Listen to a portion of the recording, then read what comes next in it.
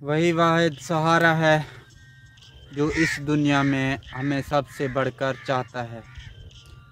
रास्ते दुश्वार ज़रूर होंगे क्योंकि ये दुनिया है और उस पर हमें और आप दोस्तों को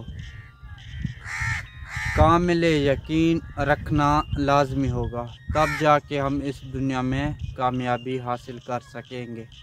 अगर मेरी वीडियो पसंद आए तो लाइक कमेंट सब्सक्राइब कर दें, वरना बेशक डिसलाइक कर दें। इंशाअल्लाह फिर मिलेंगे नेक्स्ट वीडियो। अब मैं चाहता हूँ इजाज़त। खुदा।